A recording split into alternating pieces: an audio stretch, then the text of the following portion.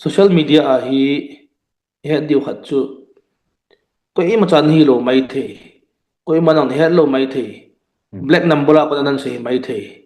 ko i manan ho lo the lo mai the hi jong le na thu se khat hun ko am khat chu na ko am khat bola na thu se pa impact society chu ma ti wang chu he diu ka dezin tu ne la the bridge sign ke olympic dio hi ele pu thangmin len kip gen ama hi tu ki in pi sadar hills a president hi in now tu le tu din munai boy na ho koi san them khat khen dong ding ji so ma nei don bu pi dio hen ten ama sa penin pu an aphat man tam ta the president en pi ji in na chunga ki pa thu kain sen kain het no mu chu mi tu la mi pi tu lai tai boy now hi popular government manipura popular government ki form na ding chung chang thu e hin hi cha hin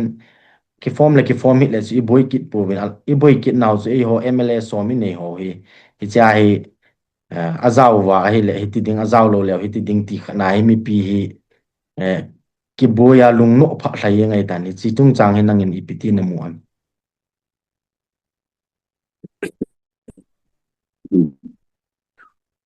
cha hin ken pan len kapat khat background kapan south him no min na for example tu a hi mi yo se the dinga i ho dinga cookies zo cha te dinga common political platform ai nei chu cookies zo council ti ki sim do chu ale chi ki sim do hi mi yo si ino mo nam number 1 ke ka no me na mi yo si no nang ti ka do lo na spend am ti ale khunung tiang le ipo mu khat organization khana ipo mu i ho dinga political platform adinga ke ja si ipo mo hi a hala chu ase yu chu di sa kumum ding di mo sa kumum de chu di mo sa kom ni tiang le chu ke personal opinion as di mo ka sa tiang le chu ke si ka pampoi ka ti chu thei lo chu si mi mi pi lum gel long he no min ke si ki ti hi ho common political platform dinga chu after after more than a year of conflict hi in kisim to political platform hi in hi chipa hi tu chan gia hi ho jo se het dinga hi mi pi jo se na pomet ya ki het ai le ipom nga lo hi ala chu lamkai ho sei khu di isa ani ding di mo sa ani ding di mo sa de tele ka pom da poi ki ti hoi thei lo chu pom loading ki ti yong le public ma mai to khom ki diu exhaustive meeting nei diu district jo se meeting nei khom diu nge ke da si wang hi ilhen dan to ke bang da poi ya mi pi kilo na khan khom da poi iti ta ka si a chu ke si decision making chu di ke sale ke sahi le mi pi ni pu do ke si chu mi pi in isu be ta ka si wa chu athu se chu la ngai ka ti na number 1 chu khat hin tin chu da ka na chu ni popular government thua ke si standpoint ke het chan ya chi pham ti ale ke si hin extensive rounds of meetings across all stakeholders across all district ai nei zo wa hi kithulu na chi pham ti ale mi pi in popular government formation a MLA ho azaw di hi kadai pove kapam pove ti ke dan na chito ke na chu ke sin jong otia lungthu meeting a chuna podo win public sentiment ta bang hi in popular government formation a wang zaw ding pa chu mi pi lum gel ta bang he ti chu apodo tawe ti ke he chan ge he to a he chi tula hot topic ong hi to thona chu ji popular government formation a zaw ding thu a hi ke lum gel hi a hele hilai kalut masanga chun ken say leng who is a government state sunga government ko ham ti ale headed by the chief minister and his council of ministers chu hi in legislature a chu MLA ho pang hi ya chu government formation a chu MLA amlo na chu council of minister thailo ya chu MLA hi naw pa hila tuni chan gin hai khapouve mi pi in jong hai ta bin ti ham ti lo ham wang chu kukin pi president khat hin na chun ka sei thei pon a hin la kejet sin jong hai ta bin ti khapon ya chu MLA ho hi swamini ho hi tuni chan gin MLA swamini na lai ve hai po ve ai lo wa la chu by default they are part of the government tin kalai ne ai le ji chung cho na chu government body khana chu hi to thona chu ipidinga chu central government chun government formation tilawa popular government formation ati ham ti ahle tu yang hi ku kite zaw lo wa jong chu MLA som ngau mai manipur a hai ku ki zo chate ku ki zo MLA zaw lo wa MLA som ngau mai am ho na form thei we but tu lai ta manipur conflict to dung zu ya chu that will be a government enforced I don't know by force the I central government la dham tin gelin they will not be a popular government because a major community of the state kukizo government formation na zao poi kiti narrative khat dinga kala hai ya chu hi chi popular government formation hi e ho ding bi asen kamupon BJP government a dinga face saving ai lo wa hale BJP governance no ya chu state khat boy tai state khana president rule bo om thei government formation om thei poi kiti chu am ho dinga minus point hi ja chu government formation mai hilawa popular government formation aboi piwe tia kalas so in that sense ke het dana he it's a popular government formation ding he central government bija aboi piham tile it is all for their own face saving amo ho mai phat na ding le amo min phat na ding le amo min se lo dinga po ki bol he ti kala ne it's a popular government a ko na ha ku kizo cha te imu di ma cha ka ta san po ne number 1 chito ki hona chu e ho MLA ti ho hin hi chi government formation a popular government formation a hi pan la ngayam ngai lo ham ti pa chu ke ki do la wa ken ka se nom se hile MLA hi chula MLA hi ya by default a chu government a sa ta chu the p ho in public in hin we are asking the wrong question ken ka se nom me MLA ho chu government a zaw lo tham iti sang wa chu government formation ki ti ki ho be thei pon te ti din mun ila ta be hi ala chu MLA ho se high vid ti ngai zo we are coming to the second part MLA ho high ti tel hela ipan sa jengwa apan nung zo wa government ana zaw lo de ki ti chu amining pham ka ti chia chu Mipi in edoh question chu popular government formation na hi kukizo MLA zawdham zawlo dham ti edoh sango wa chu formation na azawlo di idei wa hi le MLA ha zo se ki resign min ti ngai MLA ha resigning ke sei khalo MLA an hi jing di vai kiti government na zawlo di kiti chu ele e movement ki kinung kai ele movement ki ting tana kala hai As MLA high low ya chu for example out of 10 misagi BJP MLA hiwe a party thu yonun ngai chula tisi a chu MLA ho zawda hen across all party line ti wa hele ato na muno asino ida la sa ngai ida la sa lo leo na thu ni hi beti na tabanga kala ya chu tu nyang phat om na lajin government formation of omnai pon public in say diu ji pham tile zawin zaw hi win ti diu hi pon azaw lo diu dei wala hai win ti diu hi in hai win ti lo leo zawin ti naw hin zawin ti wala pate to sot diu he helai chu mi pi tam ta confuse nan tin ken wang chun azaw lo diu sei pong kate mi pi sentiment he saw hi in Manipur government in Adel do hi in ichim edel do government na chu ti pan kila ding ham ya chu pan ila di idei lo wa hile MLA ho pangu hi win ti pa chu wrong question hi in zaw hi win ti wa le MLA ho high win ti di MLA ya hidiu government ang zaw lo ding ti wang chu self contradictory ya kala ja chu ka het hial hi jong le ni ngai da moment lang ke lung gel chung cha na chom cha ga sim sa hente henge pu to chu zaw lo thu hong chu nen sei chin ta hen e han mi pi in lungel dan pa mi pi in question do pa cha do hil zo hi MLA hi jingji wa chu government a cha zaw jingji ngo hin to cha tha bia zaw hun ti chu chi sanga chu zaw loading chi de wa ai MLA ni naw hai ta win ti ding hi ti chu Mipi in question edoh hil pawang chu hin hil chin ke pa men to cha ba na ga do nom chu pu MLA na hi jing pawang chu thu chu mi tan tin a hi ki diu pawang chu thu chu mi tan tin e ho in movement ne yu in UT demand ebol in hi chi i movement pen hi to chu government na azaw lo bu chu EP aki boina umam chi ki ka aki boy nom hi dam eho chun Manipur government ti wai pu dan kata san pu win state force among cha win ai so ma ko ne del do win e that na win e man win e hen we iti ho chu hi government failures ya chu eho chu ma hi chan ge hin ho hen lang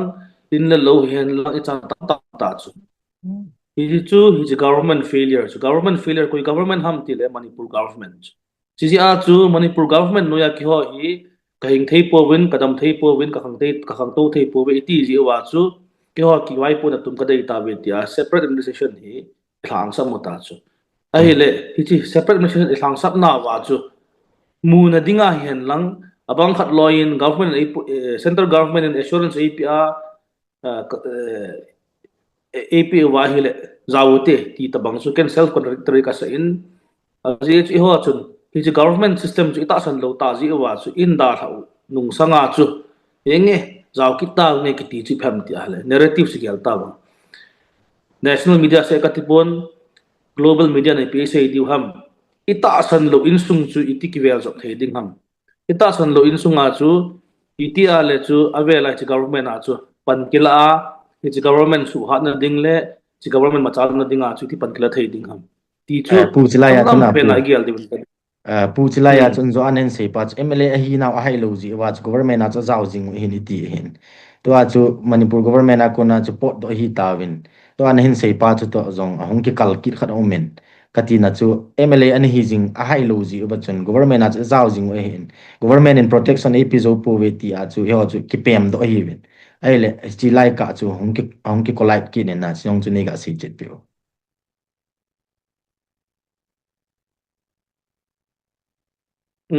cái item thì bội hồi lại rồi bị cái quan lại tiền chứ to ba chu mươi sáu thì hợp UT demand ebol wa hi Manipur government to ki thoa e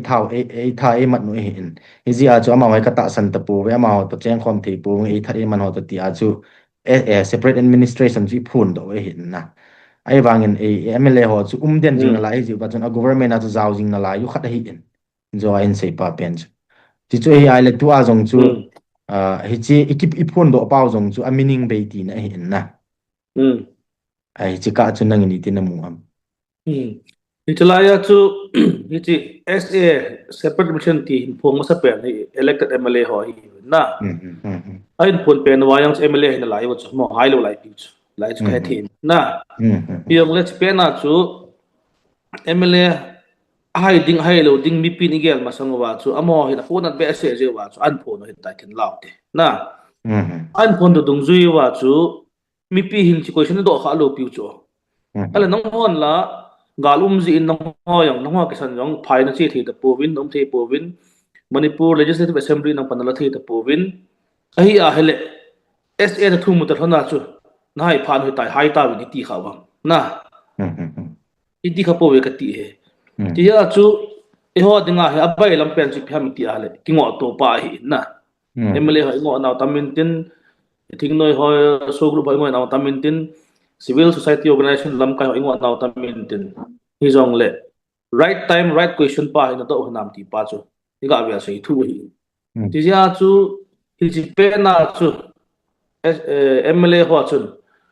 adi ta na gelwa ana phone do wa ki ngai to jong leo it's SA movement MLA khat hi na ana phone pau chu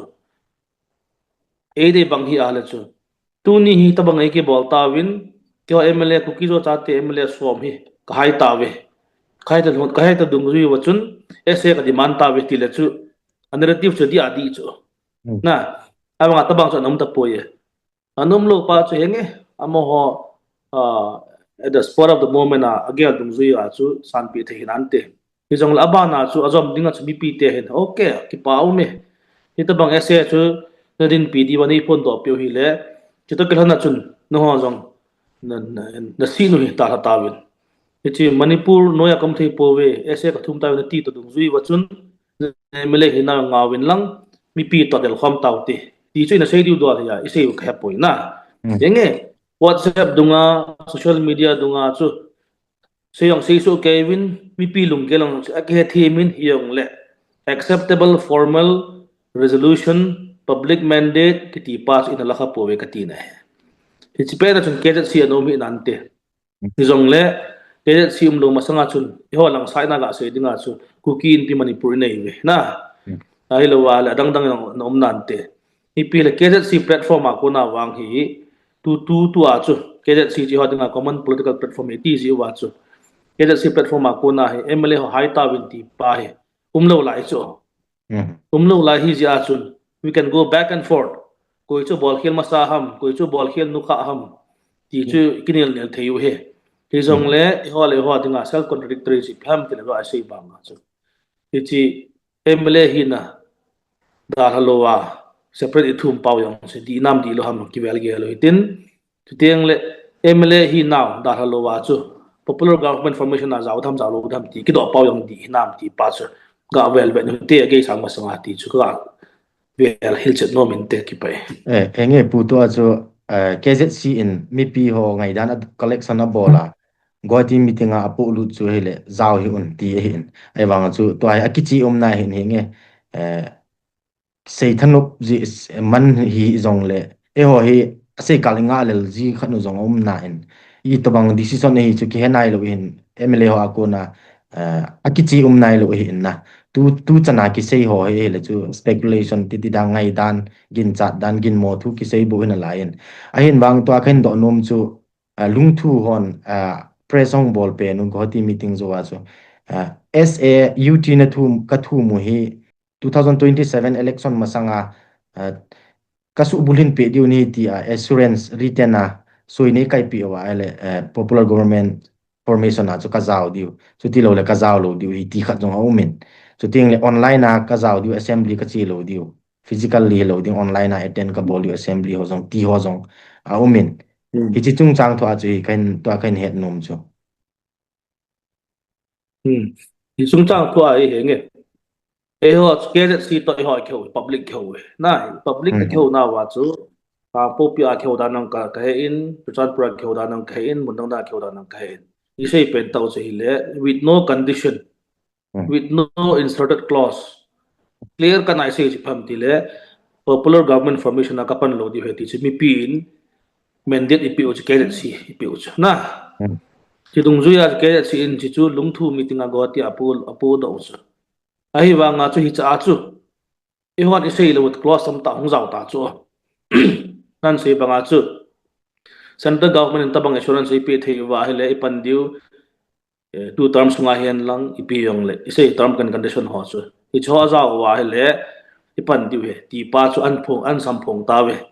hi cha ka do nom ji pham ti ale mi pi hin hi cha ai do diu ji pham ti ale hit tabang term condition hab na dinga chu isei thawang na ai lo wa hele kedet si chu ilam kai diu wa ilhen do hi ta le amo se yong henge no mute mi pi le chi lung thu meeting amo so group MLA to ke si ke na wa is term and condition apo do pau chu Mipi in ioke to mi ko ioke lo la ham ti sei kha wa ke na wang sei kha po na hi cha hi Mipi mandate pa zaw nai poi ka ti no me hi chi khat chu aphading of the weta hi zong le aphading hi a ri chu imajo se Mipi gel do lo chu Mipi gel do lo yong chu ke si in phan te ti agel do apo do wa MLA to so group tan se khom hi yong la chu aphat nai mai thei chu hi wa nga chu final approval pa chu on ke lewa meeting goti meeting ka chai jawa chu public to khom ki diu hi hon na sei khom hi yong le han hi ta bang ai de po de meeting a chu chi zapin pin nge lo bang chu akiwa ne ka ti hi chi pa chu nom hen lang hele tu chung hi any kinel na ho bang tu ni topic debate ho bang ngai lo chu hita bang khan anom lo ja chu Mipi understanding to Mipi le lung thu ki ka yong chu ge khadam ti na zala chu hita bang term and condition ko yu chu asei khel vin bol khel ve kati poi kati nai sai poi apat na tam ta mai the amo ha version is lo lai ji wa chu het lo chu ya Mipi yong chu mo lung han nai pu tin mo gel khel nai pu tin hi jong le ge wang ge sang jep tai hita bang kheu na tha an khat chu anom khat to hi yong la chu meeting ki chai chai ya chu ke silam kai ho chu in khop hom ki diu public in khop hom ki diu tu chunga chuni ho sei khom man hi jong leven goti meeting an tabang khat idea kan nei we pinigel wam til mi pi aphai ki mai thei na alo lai thei pon te ki mai thei hilai pa chu ki wa ne ka ti he ya chu hi chi gap khat nom kha ji a chu tu chung debate hung pot to hi in ya chu tabang ho hi sensitive issue ho hi ke silam kai hon jong public ko man hin pola ki hen lang hi tabang chu ne ki sei man hen lang hele tu ni chi debate ngai le he la chu MLA ho standpoint chu akichi sa tham ti gel na chu tham ka se bảo mày bù tua chú PG ở trên Israel ta về tua term and condition ấy coi hậu chú government à còn ấy su bulit pi ta về tiêu thế ấy su bulit pi riêng dòng leo framework nagate chung chang tho framework dong ichana ke kaya EP tam tu chana to bang ấy khep chat vai diwi ti ngai dan dong critics ke bol tam ta dong aumen aban le tua chú hinge ka su bulit pi diwi ti chun assurance ebol hen lang Israel ta về chú tiếng lệ chun buffer zone ho zong chu hung mang ding peace tai ti ho zong chu e ho chu narrative hin kisim kit diu hen e ho chun la counter jiong het kilo du ta ji mo kit diu hen chi hi mi tam ta aching thei ta ta zong ki chat na he chi hi nang in pitin na mo ewang chun hi jelang be se speculation ne ya ki chat ding chu healthy ka sapon enge public in anaza phai yong leven lamkai hon hita bang term and condition e koi wa tu MLA term sung ma chu central government assurance apia written assurance apia nang ese movement ka pom pe di kan bol pe di ati wa soya kai ngamu wa hi ale chu EPC am kati kasi chu bol do hi le authority nei khat SAP thei khat chun soi akai ngam chana hi ala chu kai sa de chuna hi chu na pha hi ka ti he hilang pang chu henge mi chun soi kai na ma jong le bol da tele la iti le chu ki bol da thei chu na itan ge wang chu gel de kan thupi ka sapon soi akai ngap cha di wala chkal ha chi pium dham mo a soi kai winte kai hi be winte ti ong ka sei nom pon ken ka sei nom pen ta chu piam ti le hi tabang decision lungthu meeting gotia na lo jong leo hi chi tabang decision pa chu Mipi ho koma en lut diu Mipi ho isu min diu pa chu an ki wa ja kha ji atu ni khet khel ne ne ham ti thu aka se hin hi tabang assurance chu government na pi the ya pi yang pi chu amdan chu yon ni demand chu tabang assurance chu a pi the wa written na chu Amit Shah khe poi Modi khe poi so ya kai the ya two terms ma ase ka pi di ve ti ala chu i ho dinga chikal ha standpoint pi ham ka ti na APLO dong zuya chu hi chi signature chu i ho dinga pan chat hongi ta chu hi chu hat nei lo tham ka ti he hi chi mana chu to a sei ho hi pom hi tin adi a phai ka ti na hi pon nei do dong zuya chu question dong zuya chu ka kalungela ka don bu thu he bo win ai wa kan feel ka sa pen ta chu pham ti ale hi ta bang new ideas new policy hi ta bang angum wa chu mi pin gel do hi jong lewen Lamkai ho KZC hi a so group ya MLA ho hi wa amon angel do khanu chu ipiting atuni chan ge public ki discuss form khalo lai ham lai pa wang chu in ge sang kha di ham tin a chu lai do chu ke ma men ka focus lo chu na ye chi ho ji a chu nam sungai ki ta san lel na ki gin mon hei sang ji a hin te ti jong chu ta san o men na pu PG jung chang thu chu chan chui tale to ai Manipur government and that 29 ni chon IDP so relocate boarding resettlement boarding ti press kat hong bol jong om kin in Manipur chief secretary akona chi chung chang thu hi chi chu resettlement hin bol wa ai le chen chen na wa chen sa ki ding ti hong chu plan hi te ding a hin hi chu hin force to government force to state force to hong ki tho hen lang chu hin bol go ta leo e ho ku ki zo cha te chen EPT ikidin te pi ti nan di na chỉ chú hạt là hạt lâu thứ cho mình tin hạt về hi state government in force ino đó chú có ham từ government mà chú ta cho central state hung cái thôi cái ding force chính luật cái ta New Lam chang kit tawin. Diula len lu kit tawin. Olam len chang kit tawin. Hong sai bang lu kit tawin. Iti vel di force ki bol sa tham. Na hiti sense of community living, sense of living together kiti pa chu secure ka hita iti secure feeling in ya la chu kon isol hi yole chama ki chi chu. Ya ju government building si pham ti ale nam phua IDP relocation pa nam phua building chu hi pon sense of security AP ting le government in chi hi in ti only chi tho tho diu chu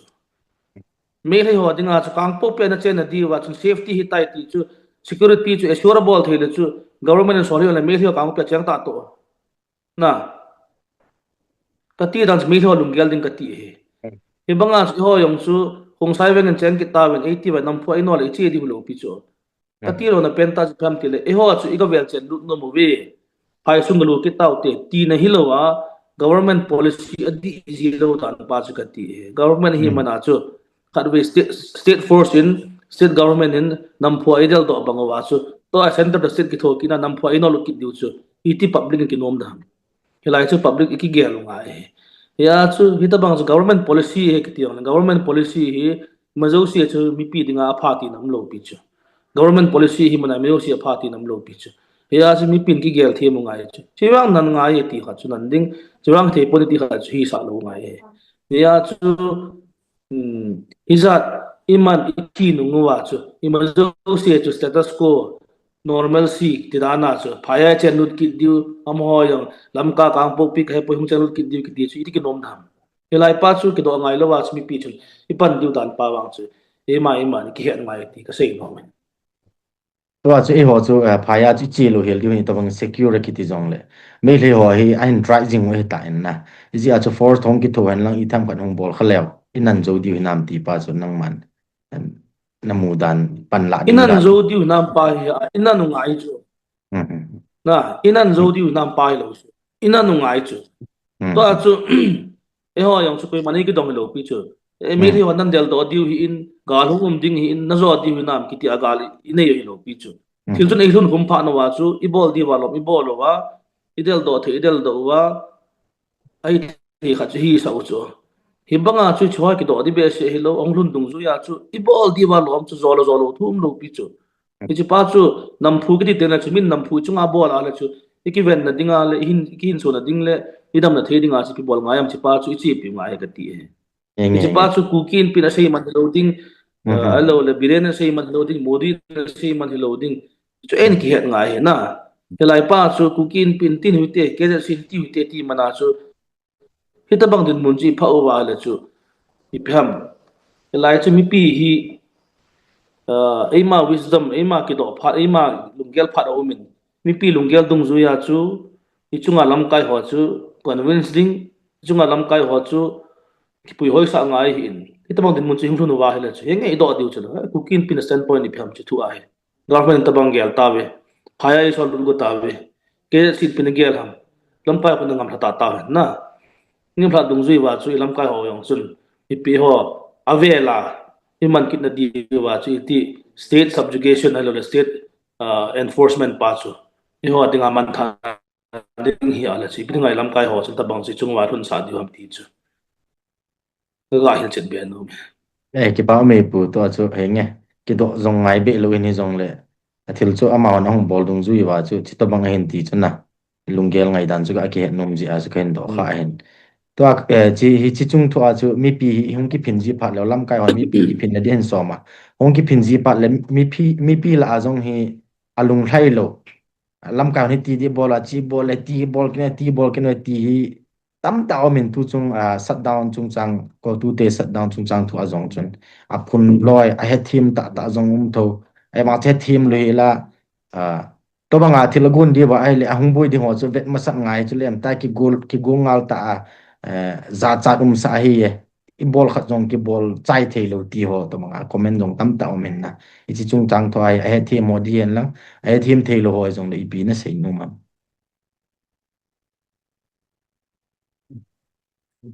ida bang thu emotion pose hi yo emotion driven hi lang khana se dinga chu he chi ko tu ban kol nia chu thung ki boi pan ne gam gi pha ya hi mo puiding party khat hi he chen khom piu na ga society langa ko na mo puiding party khat hi to pho wa hu mo puiding nei he alam ho hin ban kol ni hen wa ko na hai ni ko wa ko na khat khel lo de ko tu chairman pa hi do chu tamang kin kan win golwa program hi in ki fixa hi in ni ti sa thei diu ham ti la ma yan thi nge ti bija he nge ti ham ti le tun chan gya hi na go hon ban ei bol tiang le ayang se ve ti na ve ta han he jong le e ho wang chu tun chan gya hi ban ki bol na hi emergency duty electricity fire department hen lang telecommunication hen lang golwa hen lang religious program hen lang flight ticket nei ho hen lang exemption ki ti ki bol jing chu tingla tu ma sangya sadal sungai ban zat am yong le chi exemption ho yana ki che pi jing chu tu sunga si bidinga feel am til mi pi ko ngo nom pon a feel na chi pham ti ale galum zo wa ko na hi e chi zat dang dinga chu national highway chu lifeline hena ve ta e ho dinga lifeline chu e chi kaung pi to lamka ki ka thinglang lampi ho naw pa ho e ho lifeline hong ki ta chu e ho lifeline chu for very silly reason ki ti mai le flash ban hon ki bola tu ri chan gi ban na lai yo pa thei ta lo hicha chu anadam mo thidi ko nang ki sol ta lo golha chi hon ki sol ta lo student exam ni hon ki sol ta lo koi mai mim chu ipe excuse hon ki sol ta lo pi chu hi cho chu in gel wa hi ala mi pi chun hi chi ko tu ban ni khwa cha pot na chung sang kha lam kai hon chi hla dinga lom he ti yong hong ki hla lo pa chu mi pi pon na wal ji a chu chan chom kha he chu ka he thi me mi pi sentiment cha ai in la helaya hi I mistake no ibol khilwa ko na khil du ka dei khat pham ti le majo se sentimental value ka chi the hi lo ja chu mi pin zat pun la yong le hen lam kai kharin chi sol dinga lom he ti phat ding la chi sol ngai he chinia chun mi pin lam kai thui ngai ta po we ingai lo pha no wa chu mi pi thum ti tam ti le counter blockade hum pa ya school chapang ho exam pi mai maya senapati chi ho chung clear hi ta lo pi chu am ho an hen den tau chu chipana chu nopla da am lo ba ban call off wa am ho hum clear ta wa ti chu pi ji ham pi ham ka sei na chu pi am ti ale chu mi pin ko na le yong le hen lam ka hi tau te ti pa chu ape na chu nung le hen i ban chu lo thing di mi pi chu lam kai sa nga chu thu chi zo hung hi pha no wa thu nei zo hung hi pha no wa chu counter measure chen khom pi na ga society la ko na hung pha na chu mi pin la lo ji heta po we heta lo pi chu i che ki pin mi pi ho chu ko na le mi pi ho chu i chapang i ho po na je le ho ki pin ji a school chapang sim lai mi som thum som li ho chu ka ha lo di hi an ti phan wa i pi bol theo mi pi i sa bol theo lo pi chu lam kai ko na ngi ngam tho tho ta chu chi ja chu a khon khe tin lam kai ko da thil ngam pha tho tho di hi ala chu mi pin boina sim po te ka ti no me chinia chu mi pi din mun sentiment he them he zong len boin hong solo na chu mi pi ji hin ni ja chu e ho khalani bol khia ja chu isim lai chapango tam tam ka su gan thei pha na chu inop da lo wa ban hi hon wa mo sum kliao he ti pa su mil po tin ji pa he kisi na ding om pon si thena nei tin tu kal teng le ban bol dan hen lang I pi jong le aji uma lam kai ki ma aji uma nung zui ki he mi yo se lam kai ki theilo mi yo se mi lam ki theilo he pi a chu I role duty dung zu ya chu ki pin na ding chu lam kai pa min ki pin naw te hi jong le lam kai si khat wang final hi so te sti lo le ilam do diu sanga ilo sama diu tam je ti chu I chin sin na ko na ki la di wa tham phat ka share inte e pa me e pu to a chu nge chan chi se ya ai le khat te to I be te ti ji win mi long ho te ke ka pe no he e chi tu chunga mi pi sentiment dung zu ya mi pi na pu na dung zu ya chi la thilo naw ju le ama ho langa ilam thla naw jong ki den hi chi thread hi sort atha jong hi na so na pa nai tai na bol jing sa we e ho jong hi ching the I khang do mong hi ben ama ho la school kai yong tam ta em na lai yon chu ting le hi cho chu thakan in all in cho chu ki prepare thei lo ham ka ti en aji chu mi tam ta en vet danin chi milong to treat pen hi imminent danin amu in na ja ga do nang ga do num chu lamkai khat sadar hills kangpu pi district lamkai khat hi na chi kangpu pi district sung hi ji in atam zo to bang bui na ho he nang man namu dana na assessment ept outcome hi to bang hong he dem to man ki cham cham jing the na dem ai lo ai le ept internet ti am nei se pe Hingga cutua hi chen khom pi ho to ki boy dem ki boy hi dem ti mitam to ne dong in tunin hita bang open platform awang chu kalungyal ngai ti ta ti thi po kate aji chi pham ti a le chi ka sia pha chom ting om poi hi ong le he ti kha chi pham ti le mi ki got jinga la gala dinga ki got lai sia chu cham na um he ti su mi lo nga he gala dinga ki got ki ti chi pham ti le me lo me chang sia hi pon thu la a jong hi in ti boy na theirik din mun for example ke so ten jong sei jing win to nung le hung boy na theiu din mun ho a ko na hin ikang sia hitin ikam sung wa school college hoi tam ta o min langa sim sau te ti le minum bi patet ngai po be ti boy ni ting la ke so ti be ni chota bang chu he ki got na tha sam na ho ka ti non chu ni ja chu cham na hi hen cham na hi ka de ti a le ne la cha ki khol ngai kap thiang ki khol ngai sumle pa yang ki khol ngai kizen na ding sa da ding hospital hele medical facility le nei ngai ni chozo si chu boina dinga chu ki got ling teng la chu cham na he ti chu ka sei no he ya chu ki chen pampi ho to ki boy dem ti chu lam ka ido sang wa chu aki boy dinga hen ki ko phot phot le hen ki boy pon te ka ti mi tam zo an hinge na sei banga chu public platform ma sei ding chu no mi zong le ai banga chu chi open secret dan ai ta ni ki ka wa ki bol tu dan ho amao nei bol dan ho hi ja ga sei nom chu lam kai khat hi na ku kin pi alam kai khat hi na chu plan policy yong tam ta gu sei do thelo wa ki tong na to zong chu nan te zong i hat mo na pe no iki lak thei ji lo na pe no hi i hat na mun zong le a hat lo na mun ding hi ti ho chu ting le ama ho ka zat mi na mi khat le ni cheng ho ti ho a hen ama ho ji chu ki lam thei ji lo hi ti le adi ma jengin ai wa ken ka sei nom kan do nom chu hi chi ho chu zong sizing ball thei dan khat lo wa hi tia hi ka la khat le ni nam mi pi te i chen thang ji wa hi ama ho chen thang ji mi long sunga chen manwa chu e ho nam pum pi chu mi mu si na tai kum ko to nga tai jing di ti yong chi thei lo e ji chun ama ho zong aki ge la ngai jin e chi ho chung chang tho ai nangin direct ta hi zong le ga he thei dinga ip na sei nu mam tumlam pena sei dinga e hon gal ni ine nom lo na ine nom lo ti chi chen khom pi ho be te ti mai le am ho to gal ine nom lo sang wa am ho zo ni ho to ine nom lo ti hi kam mu do he ni bi ji ham ti ale am ho sunga hi highly vested interest ni phe o min sumla pa ji ham me le ji ham me le te kanai ji ham ti ga so sa nom tam mi zong le atam zo wa hin aman than diu bo mu he ji chu gal ki ti chu koi ma ki tung lo he te khat bang ga vele chun gam lu bedding alol gam da ha bedding ti yong le han i ho hin i da ha diu se som ko ni som ko thum som ko liya chu in da ha chang to a hi da ha bedding amo bo so as far as the is concerned kita bang din mun hi ji a chu e hon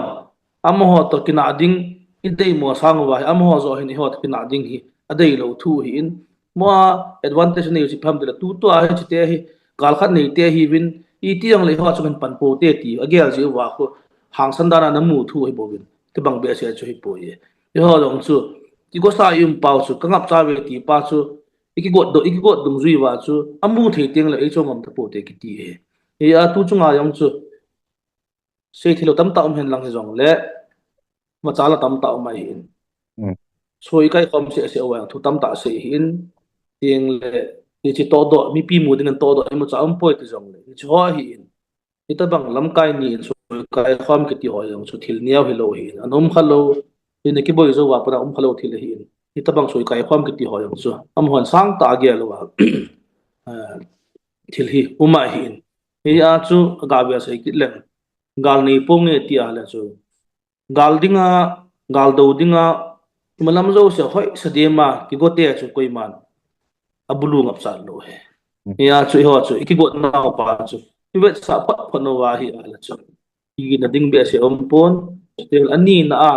e hon am ho sa ding i dei lo sang wa am ho ni ho e sa diu a dei lo naw pa chu alien chu na sang so in ami yang dei lo tam zo ve ti chu avela kla se ki rente ai ho hi pun zo ai sei bang chun thu sei kal nga lel tu de ki gin mo to ai lo le khan ne ngai dan hong sei le khan na ta sei pai pai ki na to banga lam kai ho ading jong ha sama man te ti yong ta san omen so tiang le lam kai hon jong mi pi ho sentiment mi pi ho de dan het bi lo wa ichi naw jong tam ta jong ding a hin aji chu me ji u chun aki bang bangin ka kamu in kai mu danin hi chi ka lamkai le mi pi ki ka ki gin mo na ki ta san lel na pa hi ipg pen hin den ti am nang mu dana dot bud ha le en chu katina chu e ho hi thu tha hi pon china chinan do chu ai sa jing hi in lamkai jong hitabang boin hin to leng mi pi kanunga ding di ti ki ta sa lo pi chu e kong boin ti mi pi ro se jam di ti ki gel se yong le ke pangai chu e banga chu mi pi jong kalam kai pu hi nom sa ta pang hi bove ma hi in chen ki sim bove ai lo wa lama personal motive a khai bove ati chu ti jong le lamkai tho tho ti chen bi vet sam ti a le chu ke dei mo tol he yong le hen ki ngai cha tu jing hi in mi pi yong ngai lamkai jong ngai mi pi bia lamkai ki thelo lamkai bia mi pi to do di lo hi a chu ki gin mo tol he yong le hen tu chan gia chan in phau hi in upai dang ni ta ka si wa chu ki sot to jing ngai di ka sei nom pen ta ala pu to cho an zo a pg2 ne e ji chun ki holim na zo a pg2 zu ga sei ki le nang ma district nang pu na sung nga jong chu MLA mi thum mi li ine yu he en ama ho hi to he chi chung chang thu ho ai meeting interaction ti ho bel hi in p level a nan nei kha lo ham chu ting le direction ti ho bel advice ti ho bel na bol ji lo ham aji chu ki vai pu na lai ho adinga chu in p te chu alin pen hi ta ji chun na ki concern ji lo ham ti cho hi tu ka la chu aki encourage ta pon tabang bol de chu pi ham ti ala masanga chun kedet si masanga chu le chu in pi hi na khana chu ibi thula la am hen lang ipi on MLA ton ki to khomin sei khom dik sei khomin to awang hi kedet si nei ta ji wa chu ipi ja ku ki zo council ti ham bija ku ki zo ti ham ti le e ho lang e ho pau tho se sen thil a chu unity a chi thelo pha na ku ki zo ti wa hui lang lang pau dang dang tho hi yong le ki gop khom na hi ta ji a chu hi tabang MLA ta ki ho khom ding ti yong le henge ke ma wai po na sunga chu MLA thmo me ti chu ken ma ke ma level ka ho pi sanga chu cookie zo council e ngan sin o ma le ke ho diu cookie zo council in hi hi thu po do win lang tabang meeting nei men ka po do diu yo hi na awang cookie in pi hi na mai awang chu ma sanga na ki bol ji banga ka bol ta po win i bija ka bol lo ham ti a le cookie zo council ti a political platform ai nei ta ji wa chu ki ho district thalang in jong cookie in pi nang ka solvin thalang ko tu nang solin tabang kha chu ki nei hi ta ji a chu cookie zo council a ko na thu pi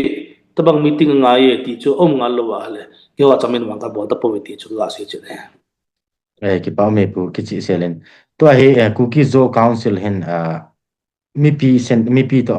ki thu khom cho ma he hen lung thu a chu component khat he en ama in adei lo mi pi na dei lo thu ho na pu do press a pr jong ne ki mo en a he wangin tu chan hen ama hon jong clear answer a bol the na hi zaw di hi zaw lo di ti thu sat lai ta jong hi ji a chu se lo phat zo e ti a chu lam kai ho chan lungel thiam ta chu i ma cha avom jong se lo asan jong se lo ji nan tin ai wang ai mi pi hin adei sa ai ke je si ten nei ti lo diu na khati lo diu ten lang direct in thieng set nen mi pi te ong he sa hen lang ti jun lungmong se la kyum le ti he hin si hi nang ke je si te function dan hin na sit no ma mai lo ai la ipi ti na mu ken helang chu sei pong ka ting ari chu ki ho meeting go ti meeting ayang chu tu chung pa chilawa tu masanga no ma yang chu November ha ta ma chu kana sei sa wa ta ke si kasit na hian lang cái kinep pi na hen lang ka pa sa ni hen lang ka sei so tan lai chu ta ka sei nom chi le pam tu ni wang se ta ini bo khol li mi hin program dung zu ya chun gin za yang chum hen lang ke de sitting as spokesperson hi in ama ho bang chum hen lang hele hita bang chu emar organization thu chu midang na sei sa nga chun na ama la chum hen lang sei le chu hoi chu ding hi chun hilang pa chu ama ho ki vai pu na ama leadership chung chang thu wa chen comment pe pong ka ting hin la comment pe khalo kai pon sei da ding mun do la platform awang ka sei ya tu ni any kheu na hi mi pi za the ding platform hi ta open platform awang chun educate my personal lunggel ho ke de siki vai po dan hen dai pi ho ki wang chen disclose da mai in cutting pi le hi chota bang chu run da ding mun aja ding a lom ho ko ma wang chu ne ke sei sai tai ti chun ba sei ta ne ki pa am to e po na honest le zingen ki chi selen nen sei pen ji chu pen do lo na chu mi pi hin ke si jong hi bang khat hin kine pi zo lo kine pi ta jong ama ho be hi ha no hen lang hi le ti jong tam ta hong ji hin na ji jungai dan ki bang lo hi him cho jong je ti moment pu to a hi ima ba no ba hi enge galong inei be the yu chu ting le government ahung ki forma a hi le e ho din mun hi to bang ngan hu min te ti nang mu dan ipya government ki form la wang chu ke wang ka kinep na ding ma chang po ye thing thinga sui thinga enge ta san lel sa san ka se mai leng itabang i MLA ho alo la last ko ti meeting a ke sei banga government in so ekai ngap chana tu chung term sunga hi essay demands ka fulfill pi di hete so ekai ngap chana le wang chu ti chu glimmer of hope in lang ka ting chong sa kata san pon so jang kai po vintin yeng yong pon te yong na so yong ki kai loading formation na izao ka lo wa wang chu le chu ka poi ke jing jong hita bang nama zon Lamkai pangnom ta pu ke kan ti ding nai lam cha bo he ri chu assurance nama zong le bon ha sa ki sana la ya hita bang assurance hita bang signature hita bang kitep na central government akan le la popular government formation a izao le wang chu ke jing jong ipha nam chungu wa kinem na hele ipi yang le kine ibot ta pon ti chu pessimistic ta ka lunggel dan chom lam pe na kan se hinte nge pu ki pa me to chu e ho chu izao da ta we ai le government formation chu hi thading ham mi kam ka viewers hoding mi pt ading nei si e ho chu zao hi jong le na form thei tho tho bu ham ti pa chu a form the hi deu pidinga form mo da ham yong le chu BJP te na de po wintin because there will be government formation there will not be a popular government it is still khat sunga majority significant community khat zaw le hela chite chunga galong ki bonalai se am ho elected representative zaw le hela government formation ki ti chu global media hen lang national media hen le koi man BJP government chu nahi ta we ti pontin ya chu ahi mo ahi po ye ho zaw lo government cha form the he yong le e ho bein wang form up cha po win te ti chu ke ma ta san e pa me pu ki chi sel lengen to chu kat kan do be ki nom chu government su ki form da hen lang PR chu full fledged in hen lang army thani na pa mo mong chu hin so hen lang e ho thal choi zo si koi lang hin jong le thal choi ho lang zo si chu hin boi pi leo si jong chi ho adinga jong ha khat ki nong mai the hin na i chi te ni ka chu hoi zo chu i to bangam nang mu da na ông lung đi cho sẽ hisab số cái gột gột lại thấy lâu đấy cái tí đàn cho chiang người thấy cái gột đinh hilang ông người thấy cái gột đinh hi thấy lâu ấy mà đâu sẽ cho tu achu step by step la di wintin tu achu popular government formation achu zau dau te ti le zau da dung zui wa chu ti zau da ting la chu ep4 sung thang lang yo le ti mai to pi dinga ki gel la sa ngai ki zau da hen lang ti ta bang for sung hen lang thino yo se man hen lang ep di ham ti le ki chan ma sat ki no wale popular government ai zau ki ti ka sa ji achu ilungel khat lung sun masanga chu gam tin gel wa lung neu na ding hen lang ep yo long lung the thil he kanome hi jong le mà đâu sẽ gel khó mà lại thấy lâu đấy, tu tu achu pham ti ala chu, ide lo chu SM mu na ding he, SM mu na ding achu pham, ide mano so hat thấy chu, i demand chu government join wala isu hat dham join da wala su hat dham MLA hai le su hat dham ti pas gel hitin okay ti wala si bol diu i bol dung ji wai tu pau se i tu ki diu tha gel ki diu chu imbe o se chom hun masanga chu chi chi ti ala ese thum na wa yong chu ha de tiu chu he no chu ha de he yong le hen ki gel ha tau chu ki gel ha wa le i pi hung yong le tu dinga chu ki gel ha hi ta ya chu lam kai dinga ngum chu ese ki dalin hung ha sa hen lang hele cheng ki taute me li hot cheng pham ki taute tia lam kai phe min phai sunga ma se ha banga sui ga ga ngai tu ha le chu pe gel mo hi po e yong le san gi ya chu thil zo se chu ikimu mo sa sa gam tin igela ki wen na ding iti a le chu itiba ki machal dham na wa PG government chung chang tho a Mipi ho adinga IP last advice na sei no mam sei ta chula chikal wal si pyong ka sei dham sei be diang khe di po ya I let sir concluding remarks IP na sei pi dam galai hin Mipi te a san he yong le lamkai chunga ison lel naw da san la tam le jong le eiman lamkai khel te ta ka sia chun nung ji phat phat noi ten ki thungai phat phat noi tin ki ho jong hi ma cham chom ka hi povin num sukun se dang ka hi povin Mipin in dem diu hena sa sa ka pan ji me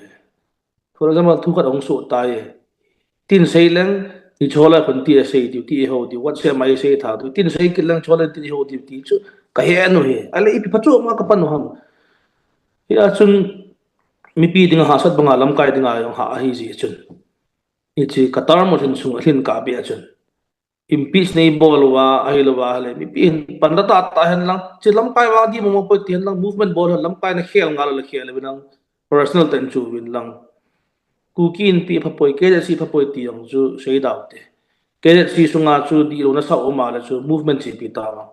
kukin pi sunga lam kai di lo na sa movement chi pi ta ma ama wang su la do wen ti ta yong le organization dong chu ti chun mo min se sa po tin kapan sung si wa wang chu lam kai chu za phat noi tin chu tiang la to so noi te nang ho pe ya wang chu i ma cha khi ro lo hi ti chu ni het pi wa ki tu sunga lam kai khi sunga wang chmi pi support na be achim cha khi jo po ti kan ka admit he in chido stop hon na chun na taw na hian lang